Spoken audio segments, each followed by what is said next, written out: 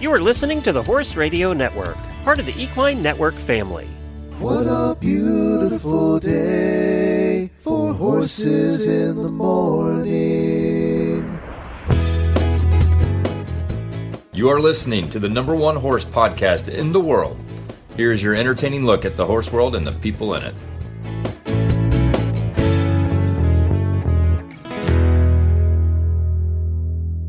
I'm Coach Jen in Ocala, Florida. And I'm Mary Kitzmiller from Kent, Texas, and you are listening to Horses in the Morning on the Horse Radio Network for April 2nd, episode 3917, brought to you by Farnam and Endure Gold Killer Fly and Mosquito Control. Good morning, Horse World.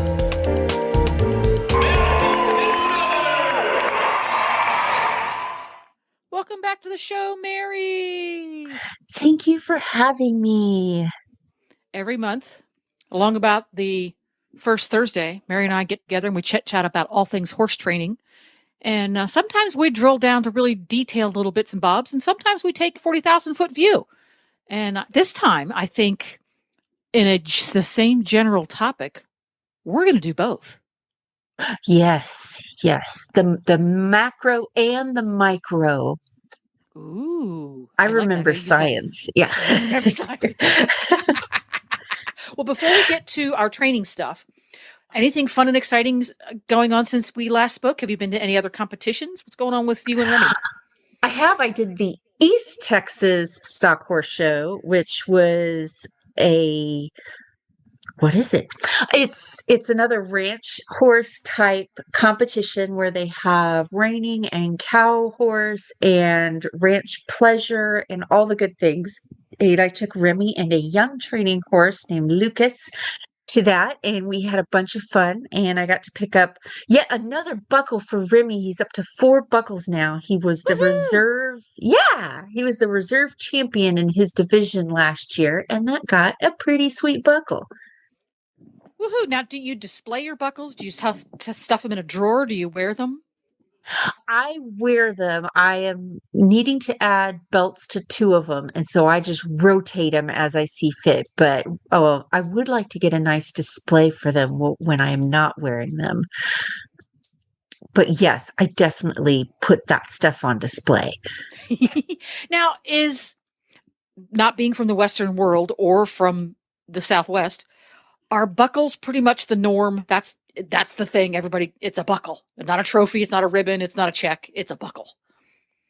Yeah, it depends. You can get into bigger awards for like year-end type stuff, like saddles. So like if Remy and I were to win our division this year with Stock Horse of Texas, one of the prizes is a saddle and cold hard cash, which is always appreciated.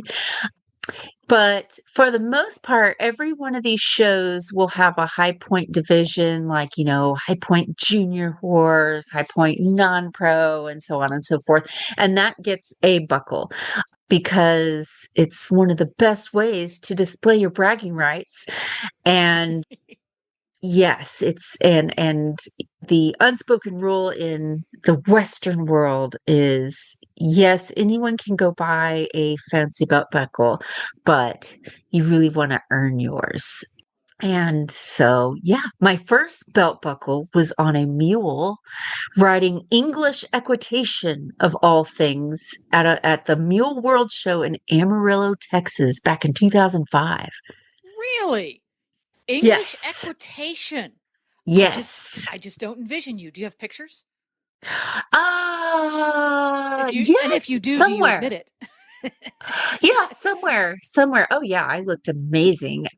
Yeah, because I started English and equitation is my forte. Well, it's pretty sloppy these days, but yeah. So that's the humble beginnings. There we go. Do you still have that particular mule? No, he passed away a few years ago. That was Emmett, the world's best mule. But yes. The world's best mule name, by the way, Emmett. Oh my gosh, it couldn't get me more muley than that. His registered name was Arcos Sir Eminence. He was okay. A registered mule? I didn't know such a thing existed. See, I know Oh nothing my about mules. goodness, this is a whole rabbit hole. So yeah, there are mule registrations and mule shows, and there's donkey shows. One of my favorite classes to watch is Donkey Hunter Hack, which is Okay, wait. incredible. We're gonna Yeah. stop right there because we're gonna go down this rabbit hole. Coming up in a future episode, we're gonna do 100% donkey and mule showing. Find somebody. Oh, I've got tons of people. I've got really interesting mule people. Find some mule people. Why don't we see if we can't work that out for May? We'll have a donkey and mule special. Oh yeah, I already have the person in mind, but there's a few people. Did you know Charles Schultz, his daughter is Meredith Hodges, who is a mule and donkey expert, and she has a donkey that jumps like Grand Prix level? What? Yeah.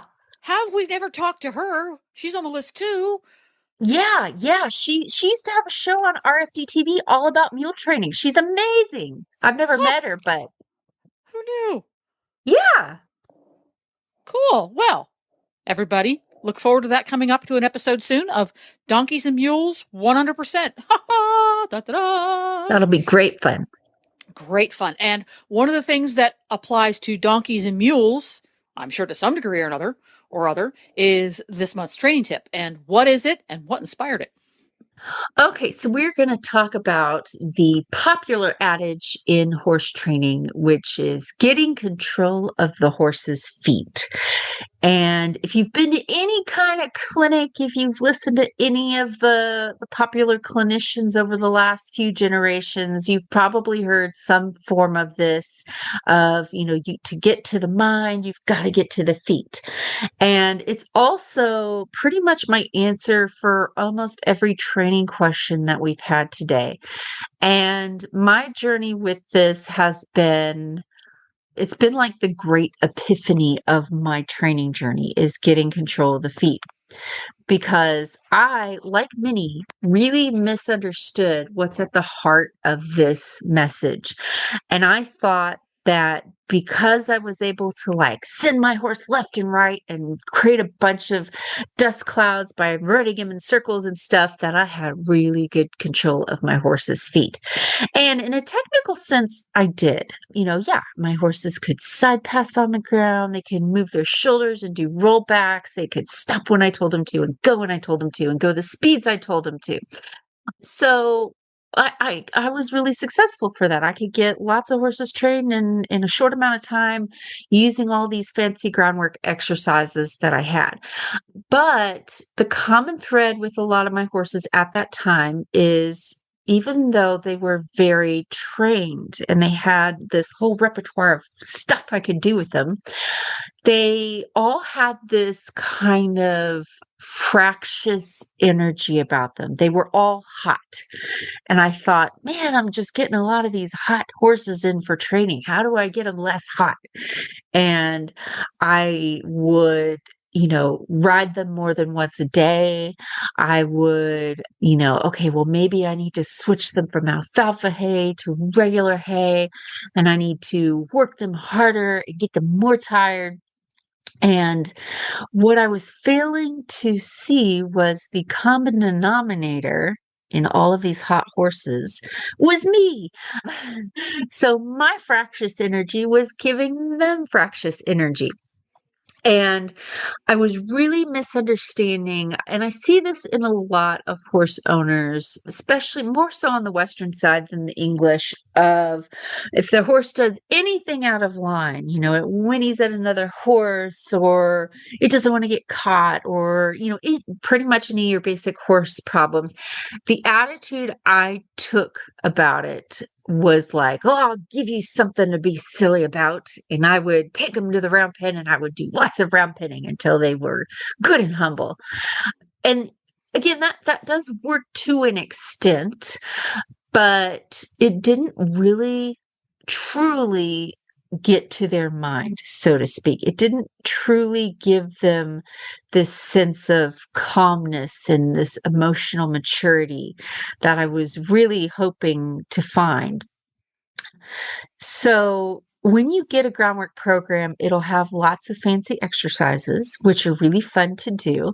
And the exercises themselves aren't bad, but it's the way you approach it that will make the difference between a horse that is obedient, but maybe still a little nervous, or maybe still a little inattentive, and a horse who knows the exercises and has this sense of calm and well-being, and a horse that can regulate their own emotions without constantly having to be managed by you doing all these exercises at once, if that makes any sense. It makes perfect sense. Yes, yes.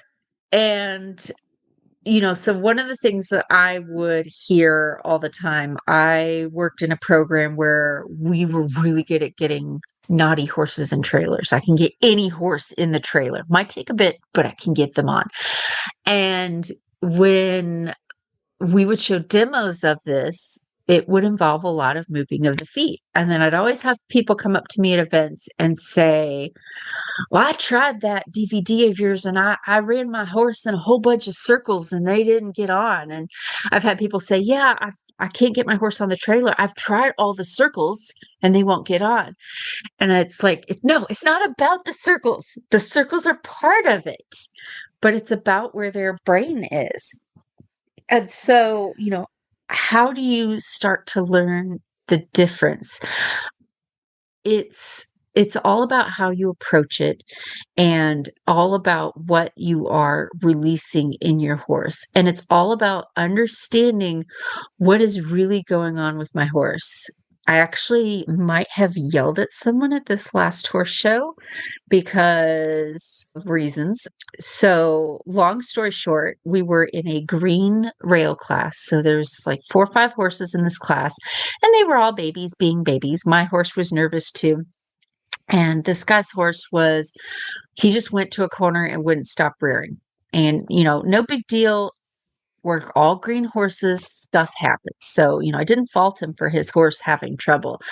Eventually, the judge excused his horse and he left the arena. And what he did next set my blood on fire. So we're all on our green horses still in this class, and he went screaming through the parking lot, galloping his horse 1,000,000 miles an hour right by the show arena, which of course just really helped to settle the green horses still in the class. And, just went and tore around the parking lot with his horse to punish him for being bad in the pen. And yeah, he's moving those feet, but all you're doing is terrifying a terrified horse. And it's just going to teach him to hate going to shows because he's going to be terrorized and terrified. So you got to put on your thinking cap. Well, you got to put on your thinking cap, and you've got to, because we talk a lot about helping our horses learn to manage their emotions, emotional control, so that they don't need to be emotionally babysat, something that I'm not good at. I tend to emotionally babysit my horses. I'm a helicopter mom. And I do too. Yeah. But we also, before that can happen, before we can help our horses do that, we have to do it for ourselves. Yes. We have to be the voice of reason. See, that story seems to indicate that that human probably has trouble regulating his emotions and keeping them out of the training process. It's great to go, oh, I love my horsey. That doesn't mean you don't care and you don't have that sense of pride and that sense of, oh, I just love my horse, etc. I think a lot of people who poo-poo the whole, they poo-poo keeping emotion out of the training process because they assume that means you are immune to that emotional bond that so many of us feel with our horses. It's quite the reverse. It's regulating it and keeping it out of the realm of ego. Because how many times have we all heard the story of someone who has animals that are severely neglected or severely abused, and the person's answer is, I love them so much I couldn't give them up, or I love them so much I couldn't this, that, or the other thing. So that's a very slippery slope. So I love that you're talking about helping your horse learn that, because moving the feet is one of the tools we're using to help them achieve that. So maybe with people who have trouble with it need to move their feet more, get off the horse and run next to them. Yeah. Pretty much you're gentle parenting your horse. When you have Oh, I like kids, that. yeah, you want to teach your children boundaries, and you want to help them become solid citizens and all of that. And part of that is you are not going to have your kid be privy to all of your emotions when this is going on. So maybe they're doing something really annoying, and you're going to be the voice of reason and discipline, and you're going to become, underneath the surface, you might be like, oh my gosh, but but you're going to keep that aside. And I want to be the what my horse mirrors. So like when I was at the show, Remy had one of his rare moments of acting the fool. And what I do, the perfect thing to do for him in that time is I go, it's no big deal, buddy, and this is actually a really good example of something I learned at a Buck Brannaman clinic years ago. Because if you're looking for an example of what's the difference between just running them in circles and really getting to their brain. And it was a great moment, I remember, from his clinic. We were all sitting on our horses in a circle listening to him talk about something in particular. And someone was on a younger horse who was not used to standing still for very long and was getting fussy and starting to paw at the ground. And so the lady raised her hand. She was like, I'm sorry to interrupt, but what do I do about this? And he said, well, if your horse is pawing with her left foot, which it was, see if you can get it to paw with the right foot. And you're like, and she kind of looks at him and he's like, yeah, what? Blown mind. So he's like, yeah, just like figure out what it would take to get the horse to paw with its right foot. So she kind of shifted her weight and lifted her reins in such a way that got the horse to place his weight on his left foot and start pawing with his right foot. And he said, now see if you can get him to paw with the left foot. So she did it again, and she just kept gently doing that back and forth. Like, no, paw with this foot. Okay, how about paw with this foot? How about paw with this foot? And miraculously, the horse just kind of settled down, took a breath, and stopped pawing. And that was the exact same thing I did with Remy in the warm-up pen. We had a 10-degree temperature drop and hurricane force winds, maybe not that strong.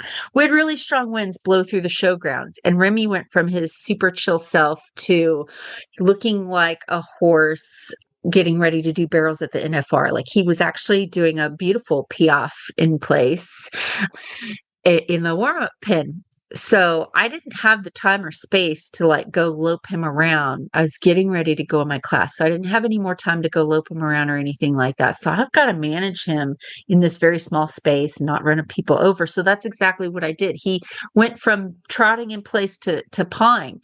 And so I was like, okay, paw with this foot. Okay, paw with this foot. Okay, paw with this foot. And by golly, it works. And it doesn't always have to be about pawing. If my horse isn't wanting to stand still, I'll say, hey, can you back up 4 steps? How about move your hips around 90 degrees? How about move your shoulders 90 degrees? I'm giving them something to do with all that energy, but it's something that's controlled and healthy. And you'd be surprised how these subtle little exercises can get a horse to immediately go, oh, okay, that feels better, without having to take him to the round pen and get him real sweaty. Now, I'm not against round penning, lunging. I'm not against saddle blankets and getting a horse good and tired. It has its place, but it's not always about that. It's not always about kicking up a bunch of dirt and making a big commotion about things. Dun, dun, dun. How about that? Fascinating stuff. Well, we're going to take a quick break here to hear from our title sponsor, Farnam and Endure Gold Killer Fly Mosquito Control. Big name for an excellent product. And we will be right back with our first listener question.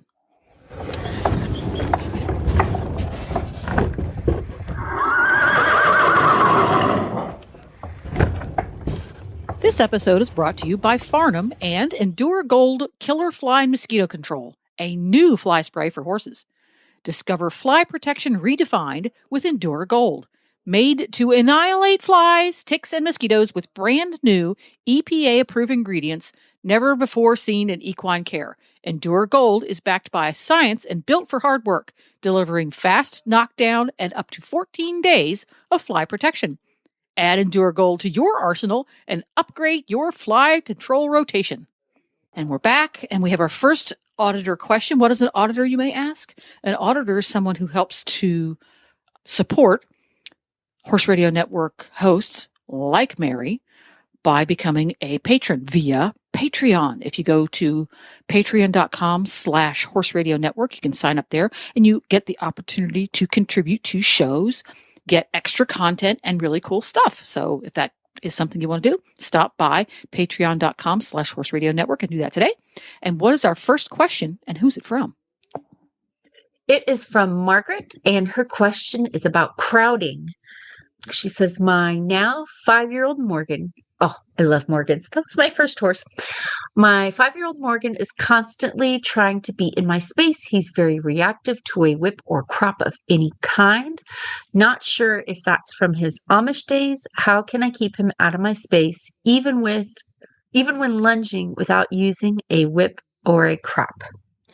So first off, if I had a horse that was really terrified of a whip or a crop, and it was something that I wanted to use in training, I would change their mindset about the whip, or I use like a horsemanship stick or flag by doing lots of desensitizing exercises with it, because I don't want them to be fearful of a tool. I just want them to respect a tool. So that's something that me personally, I would conquer, because it's nice to have that kind of extension of your arm, especially with horses that do want to crowd in your space. But if you're like, nope, I'm not going to use it, that's totally fine. You can use your body and your lead rope.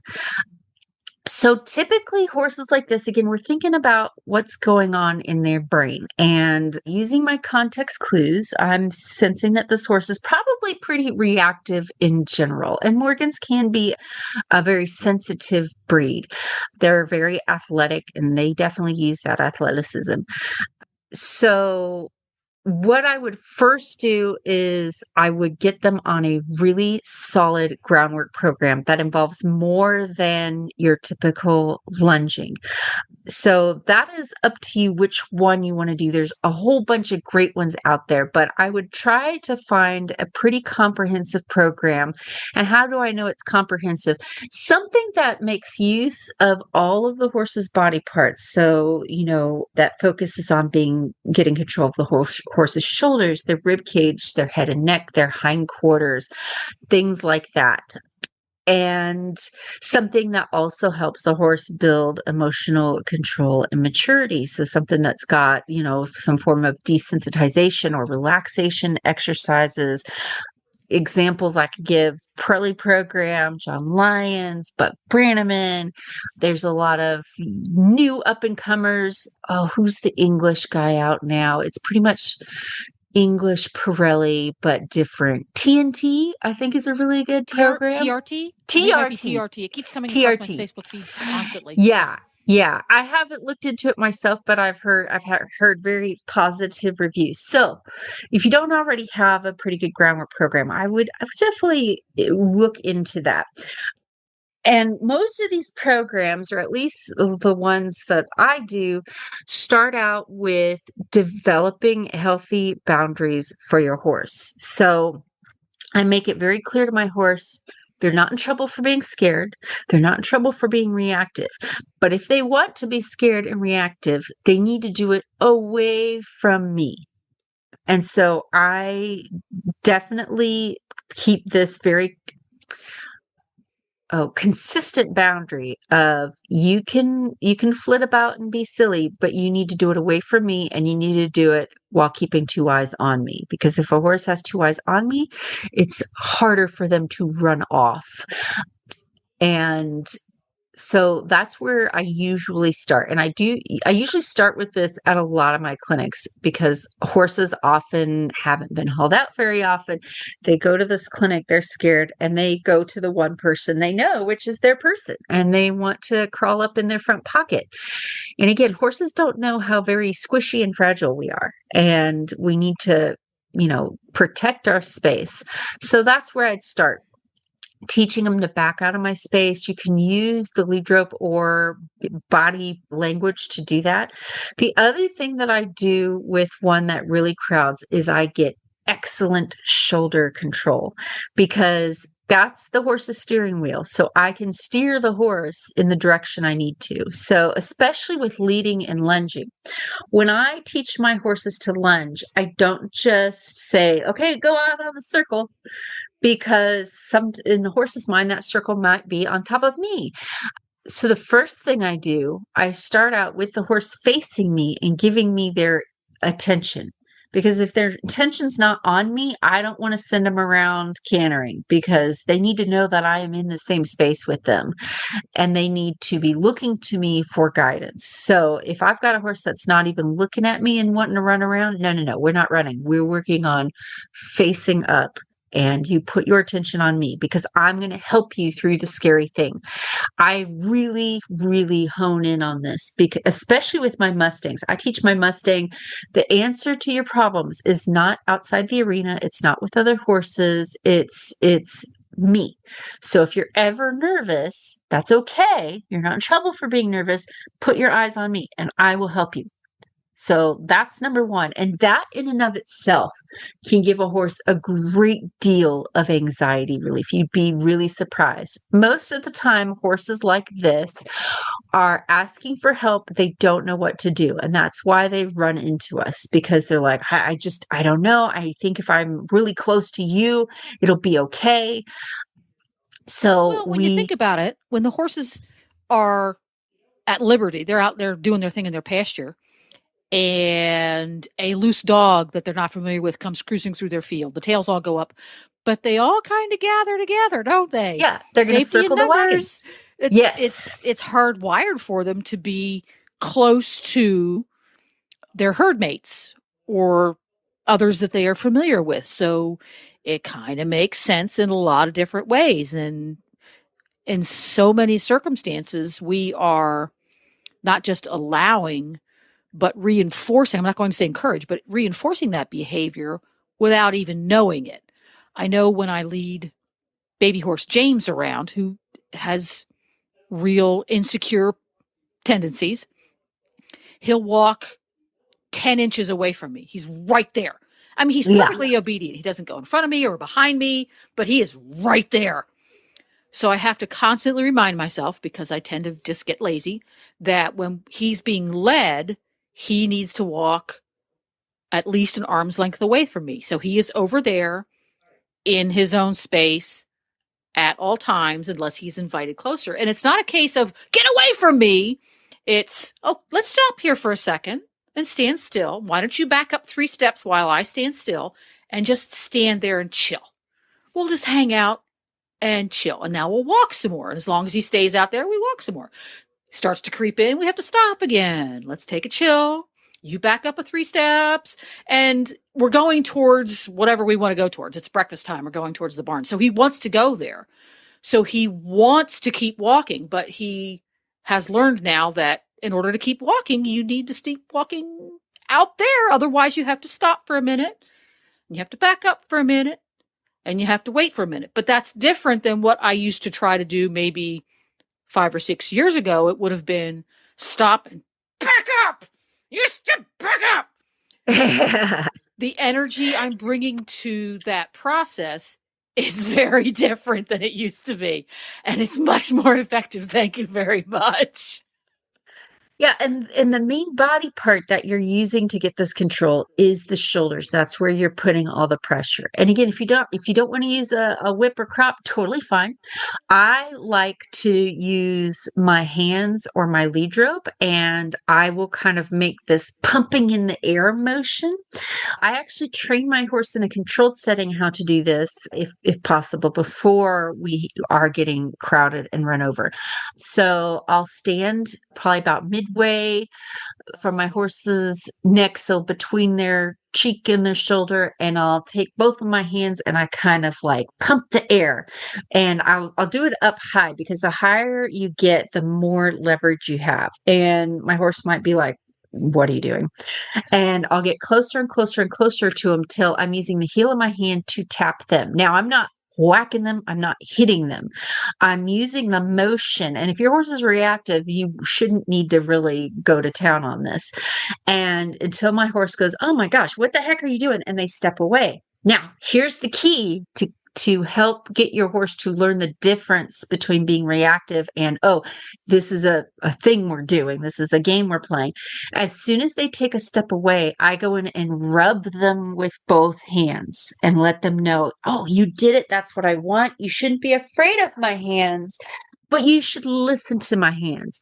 So it's way easier to do this in a quiet setting where your horse is relaxed than trying to do it out in the parking lot for the first time. Now, that said, there are times where I will all of a sudden become an electric fence, and I will be like, get away right now.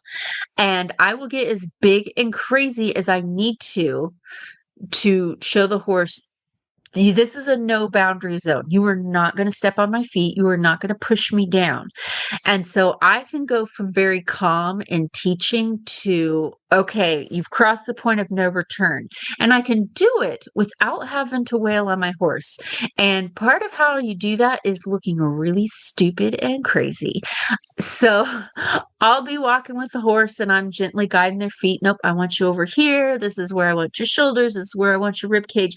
But if all of a sudden they like surge forward and they are going to step on me, I would like do a jumping jack in the air. I'll make a silly noise. I will throw the lead rope kind of toward their face and make them go, holy, what are you doing? You are being very weird and I don't want to be near you right now. So don't be afraid to, there are times when I will draw the boundary, because number one in this scenario is that I stay safe. I am number one. I love my horse dearly, but I'm number one, because if I die, who's going to help him?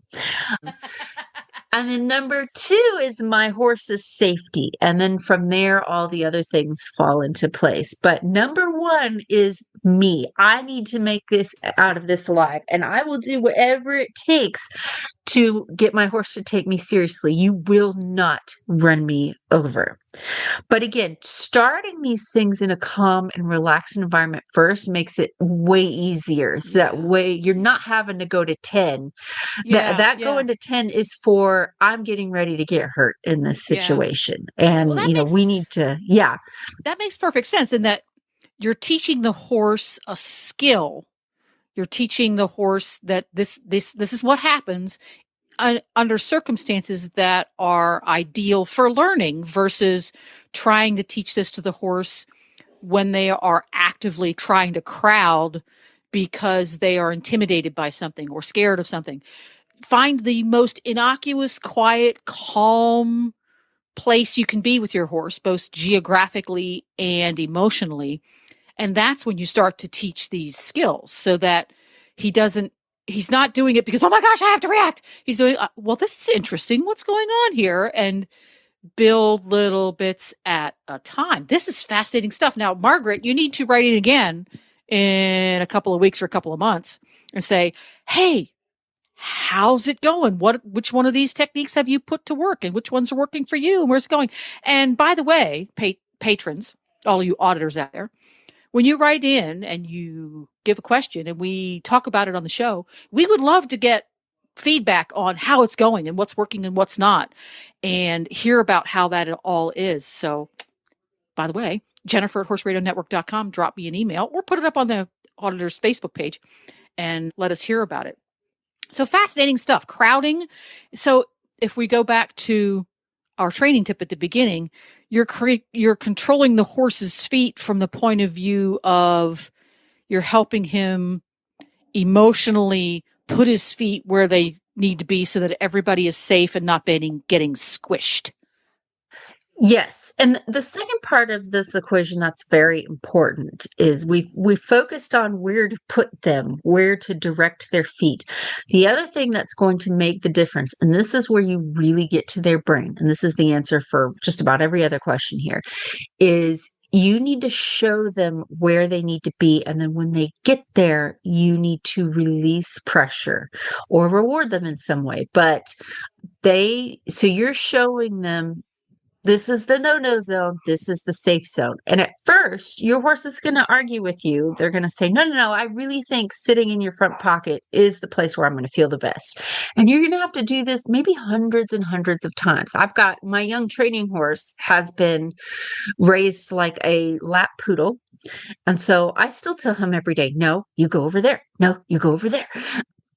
But once they're in that space, then you need to trust them. Don't keep hanging on to them. I give them a loose lead rope and I trust you to stay in that space.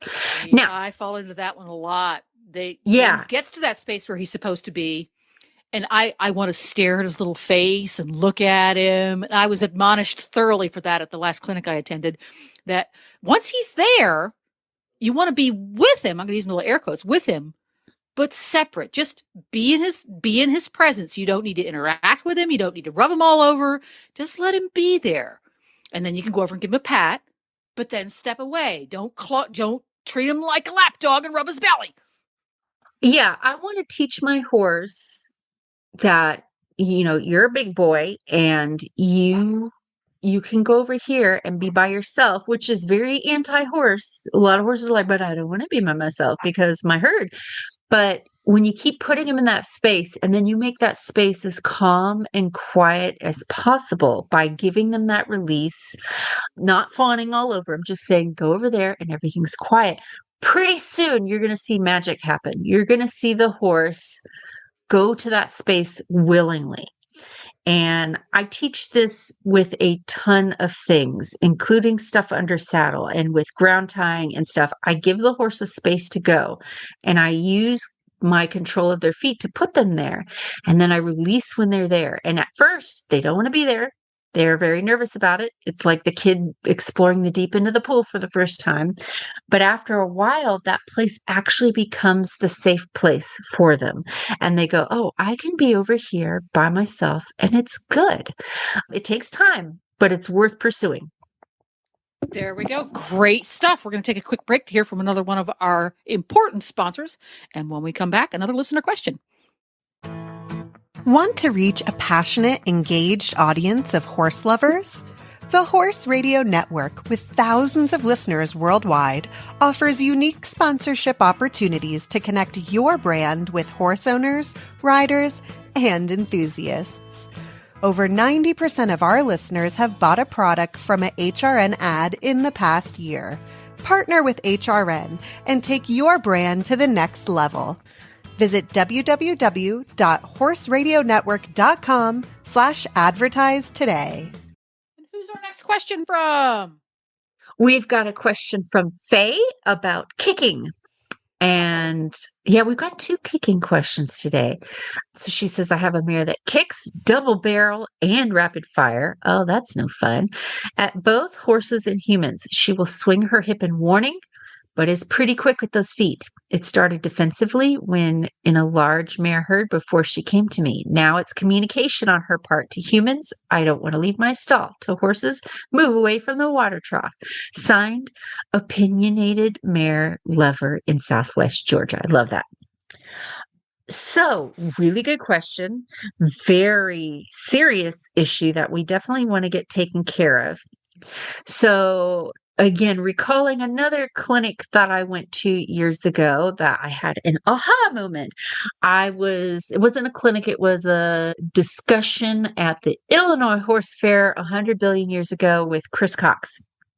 And someone had an issue with their horse kicking other horses on the trail while they were riding. And the first thing Chris said, he said, my horses don't do that.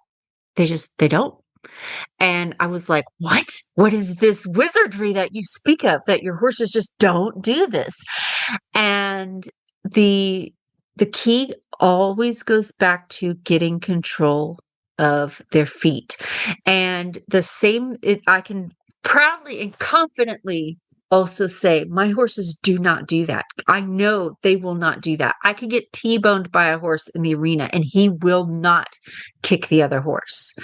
And this isn't because I ran around beating him in the head with the wiffle bat saying, don't kick other horses. It's because I have control of his feet and I have absolute confidence in that. How did I get control of his feet? By doing the exact same stuff I do for every other issue and problem. And so if you were to give me this mare for training and say specifically, everything else is perfect, but I want you to work on her kicking problem, I would not venture to her back feet and start there where the kicking happens and maybe try to get her to kick and then punish her for it or anything like that. I would just put her through the motions of my groundwork program. And at the end of that, I usually don't have to do anything special for that horse. The kicking goes away. My training horse now is a kicker. He's never kicked me, but he has kicked his owner and he has kicked at the owner's husband, who now refuses to feed that horse when he's at home. And apparently he's kicked at the farrier. And what I did for him was nothing special. I just trained him. So the first part of to give you some actionable things you can do, the first part of my training program often involves, when I am in a space with you, you look at me and you pay attention to me. A horse that's given me two eyes, guess what?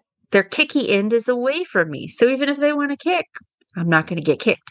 So when I go into a stall with the horse, I'm not going to go into a stall with the horse and just willy-nilly let their butt face me.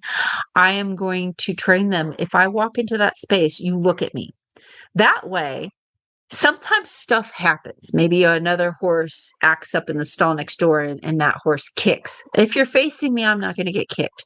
So that's a very practical reason why I get my horse to give me two eyes at all times. When they're tied up, it's something different.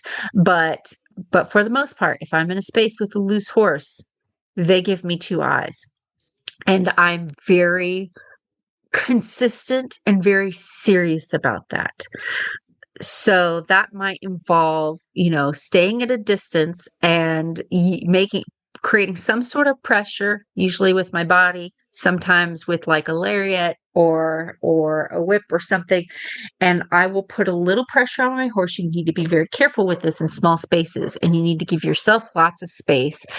And then anytime they face me, I release. This is the very first thing I do with my Mustangs, because if I can't get their attention on me, I can't do anything else. And it's very practical and safe. Again, if they're facing me, it's harder for them to kick me. Now, when I have a halter on that horse and I'm starting to do work, we talked about the horse that was crowding. If you're going to work any body part on that horse, you should work all of them. But if you're going to work any body part, it's the shoulders on that horse, because you can steer them away from you. With this horse, if I'm going to work any body part on her, it is those hindquarters. The hindquarters is like the clutch of your engine. So the engine is still moving, but it can't go anywhere or really do anything.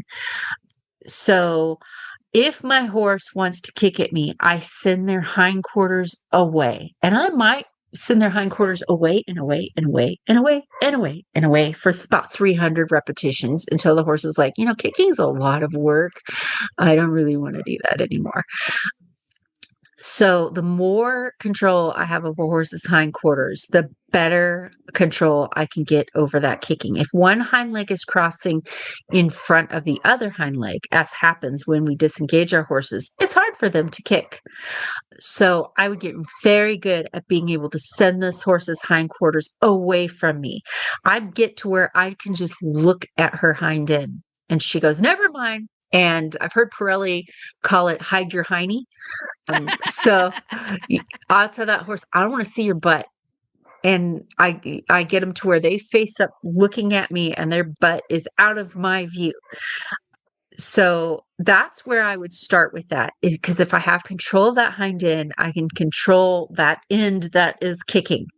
Okay, I have a And quick question. again, yes. I have a quick question. So I distract you. That's my job here. So we have a horse who probably, at least partially, they're a defensive kicker. They perceive a threat.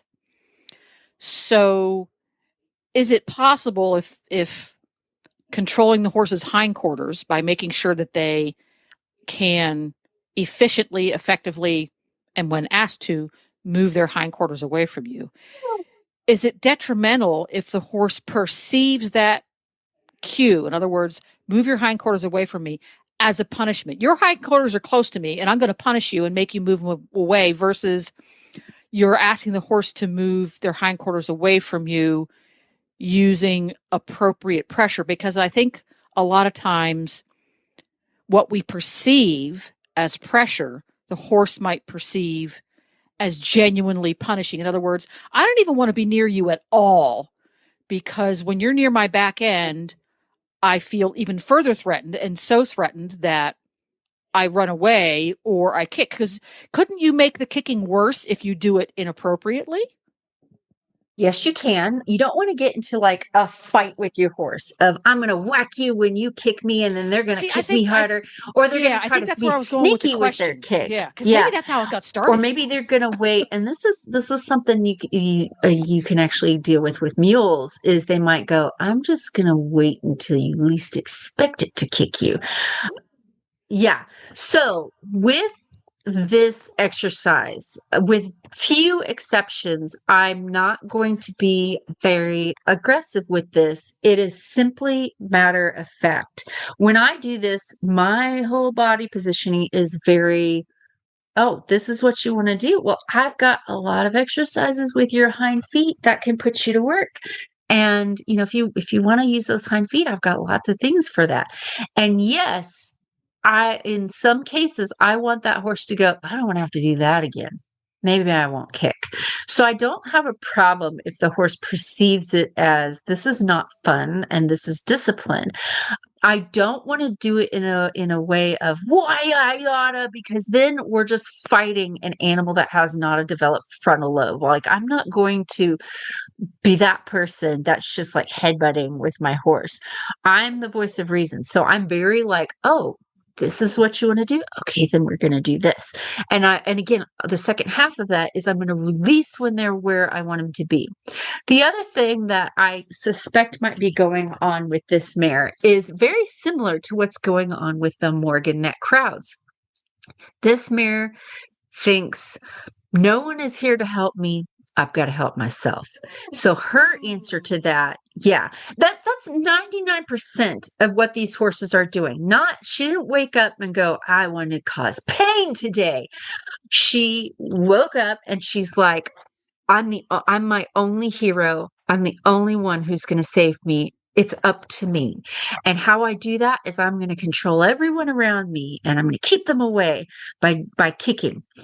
So she's very defensive and probably just as reactive as the pushy Morgan, but this is her way of expressing that. So by controlling the feet, and again, I do this calmly but firmly, and with very few exceptions, I'm not going to really get in there, and there are times when I will, but that's like a life or death.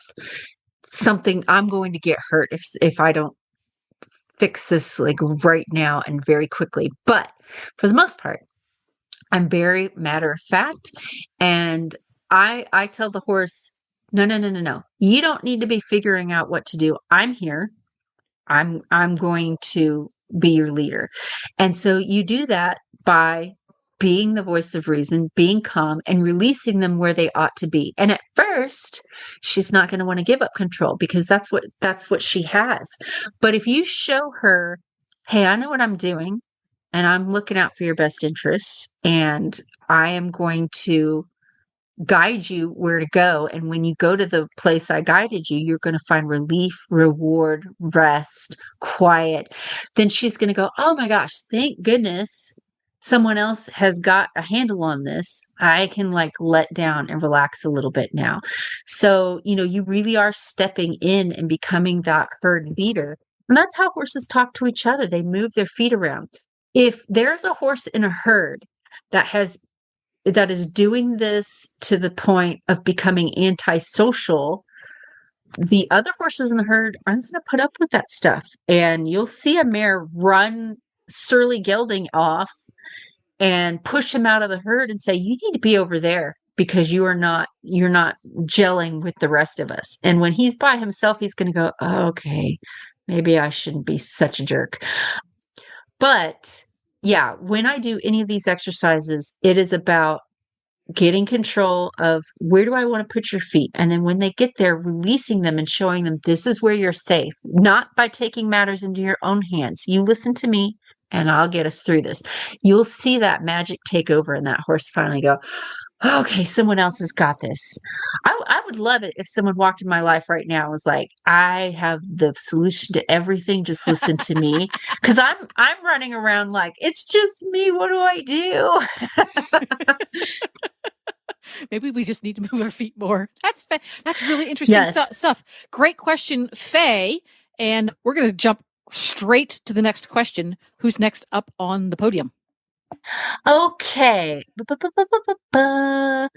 Ooh, we've got so many good questions. Okay, I'm going to go with the other kicking one just because we have another horse that kicks in our questions, and the motivations of this horse and the answer might be a little different.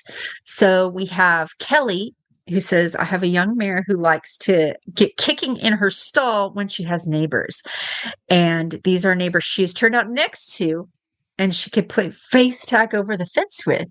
She will listen to me if I verbally correct her, but she's the worst at feeding time, of course. She seems to be very food motivated. I have 6 horses and 6 stalls, so this is a problem. So, and we're thinking about going to shows and clinics in the future, so we want to get this mare a little bit safer feeling in her stall. So, same issue, kicking. Some of the same motivations, a horse that's like, I've got to control my space because no one else will. But it sounds like we've got kind of a resource guarding issue with this mare. Because some of the clues I'm picking up, especially at feeding time. So she really wants to protect her food.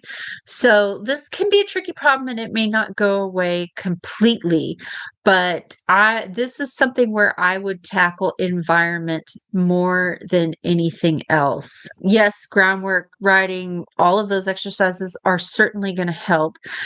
But some of the things I'd really look at for this horse is trying to reduce that food anxiety. So some solutions that you might have for this is to make sure that horse has forage in front of them 24/7. Make sure, obviously we're not going to throw grain at them 24/7, but make sure she's always got hay in front of her. And you're going to work to try to reduce the scarcity mindset of, I have to protect this resource because it's the only thing I have. So that is one thing. And the other thing is I would feed her first. Just try to change the order of your feeding. Maybe try feeding her first to help reduce her anxiety. And when you feed, this horse might have, I suspect, I'm not sure, but she might have developed some superstitious behavior in terms of food. And this is actually very common with horses. A lot of times when you're bringing the feed cart down the barn aisle, you'll have a lot of horses kick the front of their stalls because in that horse's mind, oh, when I see the feed cart, if I just bang on my stall real hard, I get my food.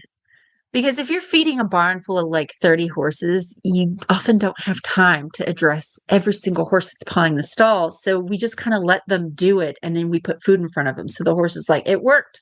I created a ruckus and I got my food. So she's probably, got this mindset of the more nasty I am in my stall, that gets my food. That gets my food here quicker. So when I go to feed this mare, a simple way of rewarding calmness is I am going to wait to give her food every day until she gives me a moment of calm. Sometimes horses like this, you have to do it with that split second that they stand still and look at you. And I would start just doing that every day and you can actually do several sessions of this in her stall with like maybe Timothy pellets, where you walk up to her stall with a little thing of grain and you just wait and you wait for her to offer something good. What's something good? What would I like to see? Well, I would like to see all 4 feet on the ground. So not kicking, not swirling around, not pawing. I would like to see pleasant ears. I would like to see a soft look in their eye. I'd like them to face me because I don't want to walk into your stall if you're whirly birding around trying to kick everybody. So things like that. And you're going to start very small because it can take a lot for this mare to go from whirling around and kicking to, I'm going to stand like a perfect angel. So again, where I might start with this is if she stops her feet for a moment. Okay, there's your grain. And you just build this over time. And so you could do it when you're doing this with separate training sessions. Maybe you do it with like one treat at a time. I'm going to throw a treat in the bucket every time you do something good. And so you can do this just at feeding time. It takes longer, or you can create several little sessions like this and make a game out of it and make her stall somewhere where, oh, this is where we play that really cool being quiet game and getting lots of treats. So she starts to feel a little bit safer in her stall. So definitely reward calm and polite behavior around food. Low value treats work great. I wouldn't do very high value stuff with this. So Timothy pellets are perfectly. The other thing is we're going more into the groundwork realm. My horse needs to face me if I go in the stall, especially if I go in the stall with food. So I might not stop her from kicking at other horses, but if she's facing me, she's not going to kick me. Or using protective contact when you do this. So doing this all from behind a gate or a barrier. So other things you might look into is sometimes it could be a health issue. Sometimes horses in pain can be more nervous in their stalls, more angry, more aggressive. So just rule out any of the usual suspects like ulcers and things like that. Try to avoid really harsh punishment when it comes to this. Again, with everything I'm doing, yes, I will do stuff the horse finds less appealing. So hopefully they want to do less of the bad behavior, but I'm doing it in a very almost scientific way, or, if you do this, then this happens. I'm not going to scream at the horse. I'm not going to shake, I'm not going to whip on him or anything like that, which I know you're not doing. But try some of these things and see if that doesn't help her out a little bit. This is a tough one because it is so environmental, and the horse has an opportunity to rehearse the behavior every single day, twice a day. And you're right. They do it a couple of times and the food shows up and they go, oh, wait a minute, that must be a cause and effect kind of a thing. So it's really, really hard. And I'm wondering, an interesting thing to try, if the mare has neighbors on both sides, move her to a stall where she only has a neighbor on one side. Maybe a neighbor that she doesn't know would be less threatening than one she does know. Don't know. Changing it up, feeding her first sometimes can help. Sometimes feeding the horse that's making the biggest ruckus a half an hour later, literally a half an hour later. Everybody's been fed. What I used to do back in the day when I had 30 horses to care for, the horse that was causing the ruckus that needed to learn that ruckus wasn't the answer, they got a flake of extra specially yummy hay. Everybody else got their 2 flakes of Timothy or whatever. But that particular horse was going to get his flake of Timothy. But he also might get a flake of fancy alfalfa or just a flake of something that's genuinely yummy, because he wasn't going to get fed for another 45 minutes. But it kept him occupied so that he's like, oh, well, this is pretty darn yummy. And for the first week, he caused a big ruckus. But after that, it disappeared because he realized that causing the ruckus didn't create the food happening. You walking into the barn, and my horses are really great at this. When I walk into the barn, as soon as they hear the feed barrel open, they know the feed's coming. So that's when the ruckus starts, because it's a cause and effect thing for them. So maybe changing that up would help her out in that. Set the grain up the night before if you don't, so that the sounds that happen immediately before her food shows up are different, so that she's not rehearsing it quite as much. And add that to your regimen, because again, every time they get to rehearse the behavior that's undesired, it's literally being enforced. So good luck, Kelly. This is a tough one. And again, we'd love to hear some things that you're trying that are helping or that didn't. Excellent. Yeah. So 2 kicking instances, but maybe very different solutions. Very different solutions. We're going to take a quick break for our last important sponsor, and then we're going to come back and have our last listener question. You can enjoy your favorite equine videos all in one place with Ride TV, the ultimate equine streaming platform.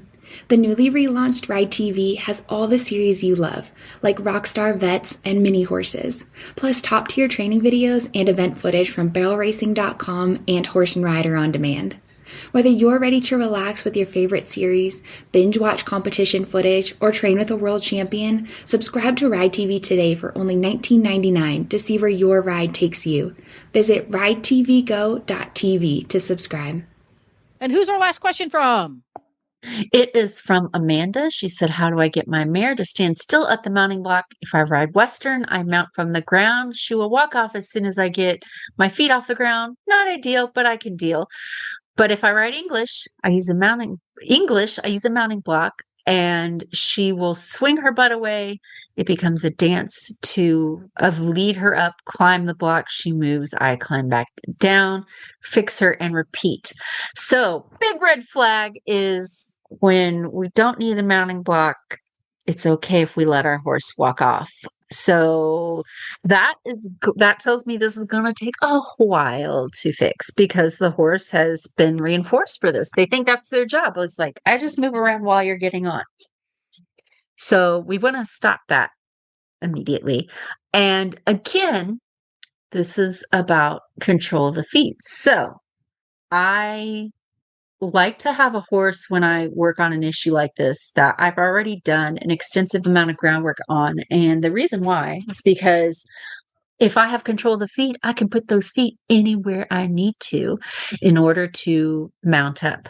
So I will take this horse, and before my rides, I'm going to work on all their body parts. I'm going to be able to control where their head and neck go, where their front feet go, where their back feet go, where the shoulders go, where the rib cage goes, where the hindquarters go, and so on and so forth.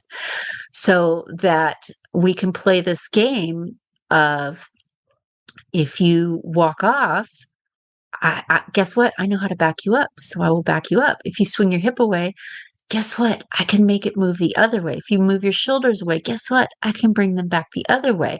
And I will just keep doing that and always release them where I want them.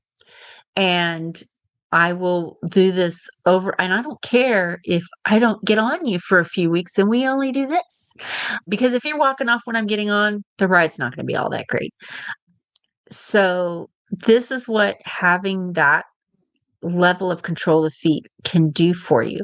And we'll just have this conversation of, they want to swing their hip away. No, I'm going to bring it back toward me. And then I'm going to release every time they get there.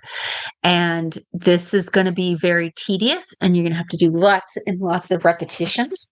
When you're not working on the mounting block, and I have a horse that I'm getting on from the ground and they want to walk off, one of the things that I will teach that horse ahead of time is how to do lateral flexions on the ground with the reins.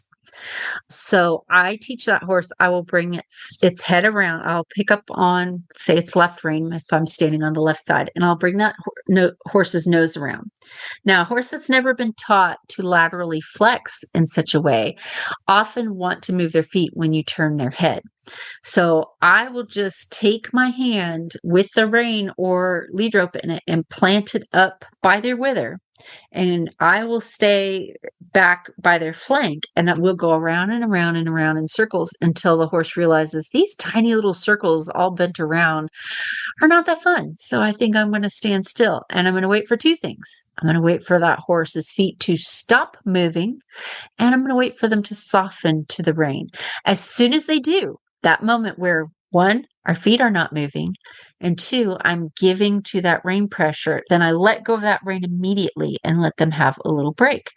And so before I even try to mount, I'm going to play this game with them. And I will practice this on both sides, even though I only need to mount on the left side. Also doesn't hurt to practice mounting on both sides either. But anyway, so I'll teach that horse that every time I take a hold of your nose, that is the sign to stop moving your feet and get soft. So if I am working on getting on my horse and my feet leave the ground and my horse starts walking, I still have a tool. I will stay half mounted if I can manage it. And I will flex that horse's nose around until they might go a million tiny little circles. And I will wait with them until they stop moving their feet and soften. Now from there, you could get on because you're safe. You've got your horse's feet to stop. But actually, I've already identified, okay, this is a problem. As soon as I push up, the horse is like, bye, I'm going to walk off because they think, oh, she can't control me with her feet off the ground. Au contraire, I can. So I will, as soon as that horse stops their feet and softens, I'm going to get back down on the ground again. And we're going to play the mounting game about 100 million times. And I will start with their head straight, but I will have my hands slid down that rein just to be ready. And I'm going to act as if they're going to be perfect. And I will go to get up. And as soon as they move their feet, I'm going to take your nose around and wait for you to stop moving your feet and soften. And then as soon as you do, I'm going to get off and let you straighten your head. And I'm going to do this over and over and over and over again. And that might be my ride for a little while, is that. And I do this with mounting a brand new baby horse for the first time because they don't know what mounting is, and they might go, what are you doing? You're putting weight on me? Do I move? And I just gently say, no, you don't move. You just stand still and soften. And with a brand new baby horse that hasn't developed the bad habit, I do that twice, and they're like, oh, when you get up, I stay still. Got it. But this horse is probably going to need a lot more convincing. So that's how I would fix it from the ground when you're riding Western. The other thing, once you are on, a horse that is used to walking off, they kind of turn their brain off and they go on up automatic mode. They're like, yep, as soon as their butt's in the saddle, we go forward. I will develop a habit with this horse, and really any horse, of the first step is never forward. It's always something else. Maybe our first steps are backing. Maybe our first steps are side passing. Maybe our first steps is moving our shoulder 180 degrees and going off the other way. I'm going to change it up so that the horse stops assuming what's going to happen and they start going, I guess I better wait and listen to what she's got to say. So same with the mounting block. As far as getting your horse to line up better to the mounting block, there are a lot of, I think you can find them on YouTube. There are a lot of great teaching your horse to line up to the mounting block videos out there. But the simple and easiest way is, no matter what it takes for me to get my horse to line up, when I get him there or even close to there, I've got some horses that don't want to be within a few feet of the mounting block. So sometimes I have to release, hey, you got a little closer this time, and, help them learn. They're getting warmer, warmer, warmer until they find where they need to be. And I always release when they're near the mounting block. Now, once you get to where you can line them up to the mounting block consistently, a lot of horses like this will go, well, I'll line up to the mounting block. But as soon as she leans forward to put her weight over the saddle, I'm going to move. I will fix them. I'll stop what I'm doing and say, nope, back to the block. And again, we might have to have this conversation thousands of times. And I do it no matter how much inside I'm internally screaming. I do it very matter of fact. And I pretty much show that horse, I am much more patient than you. And I can do this as long as you want to do it. And we're just going to have this little lesson going on until the horse realizes, okay, I guess I'll stand still. And again, you want to release and reward when they start trying for you. And I want my horse to stand still, not just long enough for me to get my foot in the stirrup and swing on. I will practice. I'm going to put my foot in the stirrup 100,000 times and you stand still. I'm going to put weight in the stirrup. I'm going to lean over. I'm going to swing on up. Now I'm going to swing back down. And I will play that game over and over and over. And I have endless amounts of patience when I do this because the switch finally flipped for me years ago of I'm always training my horse, and the better I can get him to do this, the better he is at everything else. And so sometimes I get out there and I really want to work on exercise A, and the horse is like, no, we really need to do exercise B. And I say, okay, fine by me. Let's work on that today. And I am much more patient than my horse, and I can wait this out. But I have a hard boundary of I'm not going to swing over a horse that's feet are moving. It's a big safety issue. Dun, dun, dun. And yeah. And when you think about it, we practice mounting and dismounting once each ride. You might practice canter to parts 75 times in a ride. So it's one of those things that unless we take the time to work out the kinks and practice it and teach it from steps 1 through 5, instead of going from step 1 to 5 and skipping 2, 3, and 4 in the middle, we're probably not going to get a really good standstill, et cetera, et cetera. So great stuff. Tons of stuff to think about and work on. So when somebody wants to stalk you appropriately online, have you come out and do a clinic, help train a horse, purchase your artwork, etc., where can they find you online? You can find me Facebook, Mary Kitzmiller Horsemanship, and you can find our artwork and goodies also on Facebook or Shopify. Troublemaker Trading Company is the name of that company. Dun, dun, dun. All of that and more. And Glenn and Jamie will be back again tomorrow with more fun and hijinks. Until then, we'll see you next month, Mary. All right. See you then.